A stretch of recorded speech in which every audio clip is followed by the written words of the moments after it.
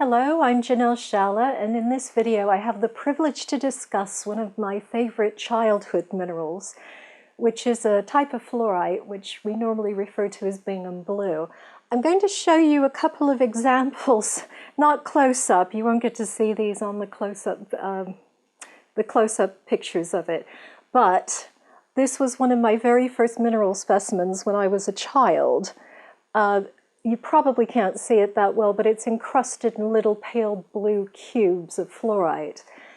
And I also have another piece here, which is just a partial cube. It's not a full piece, but this is one I've had from childhood as well, and it's one that I still use a lot in my practice. I have a lot of specimens to show you, so I'm going to start with a specimen before I start telling you about the particular type of fluorite. This is a lovely one with large, quite deep blue cubes on it. Now, it's called Bingham blue because it comes from around Bingham, New Mexico in Socorro County. The mining district there is known as Hansenburg. There's a whole slew of little mines all over the place, all mined out, and they were originally lead mines. I was given that large piece I showed you when I was about 8, and it was one of the things that sparked my real interest in crystals.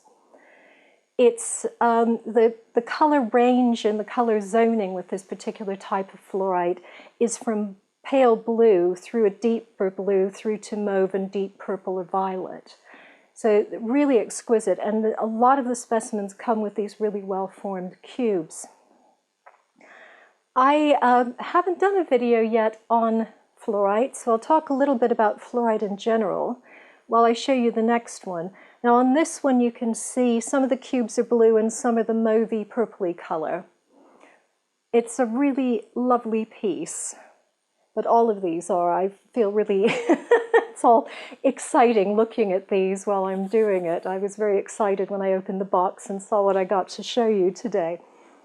The fluorite in general is a very balancing crystal. It's cubic, and the cubic shape of the crystal tends to make it surprisingly grounding, even though these are all very upper type colors that we're working with, so upper chakra colors. It helps to organize your thoughts and ideas, so if you are somebody that has a tendency to get too many ideas at the same time and you're not thinking clearly, or if you're just about to do an exam and you can't get all the revision in your head, things like that, it's a really good one for to use for that.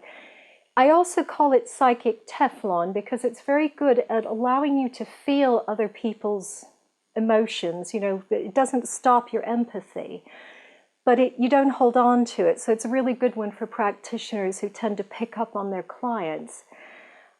I didn't realize until relatively recently that fluorine, which is one of the chemical constituents of fluorite, is actually one of the things they use to make Teflon. I've been calling it psychic Teflon for about 15 years, but never mind. Here's another one that has paler blue cubes going into paler purple ones.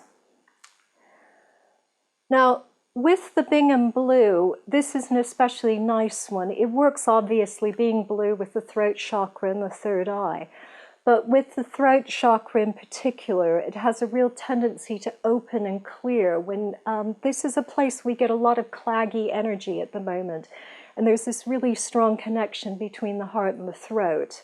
So when stuff is being released from the heart or from the solar plexus as well, it often clogs up the throat. So people start getting tension in the throat or throat issues, they get sore throats, things like that. And this is one of the ones that's really good to use for that because it will help things just to open out and release. There's a real expansion to it, and I call it the blue sky mineral in some of my writing because it just helps with the clear thinking that brings in. I'll show you another one here. Now this is quite interesting because it's got some pale blue on one side and then the deeper purple on another. I also use this one when I'm treating people who have asthma because that expansion can work on a physical level as well. So you don't only have the feeling of expansion that you get you know, just this sort of opening out internally, but it feels like it's physically opening out the chest and the lungs and helping you to breathe.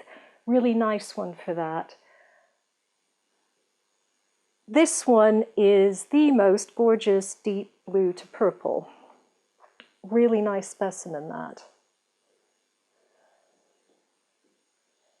Now, I don't have a lot more to say about it because this is pretty much everything I do with it. I tend to use the blue one, and that's that piece I showed you right at the beginning, not the big one, but the smaller one. I tend to put it on the upper heart, or between the upper heart and the throat, because it's really good for helping to clear the throat and this opening and expansion. And as I said, because of what's been coming in recently with my clients, it's one of the ones I use quite a lot.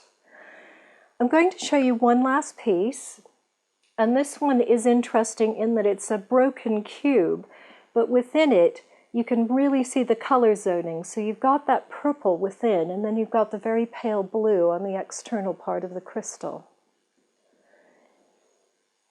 I think this is a fabulous crystal to use. It's not one of the ones that people would normally think of as being absolutely essential when you're working as a practitioner, but I think it's something that's very important. So I do recommend it if you can get hold of it, and I recommend it to use as a personal crystal as well.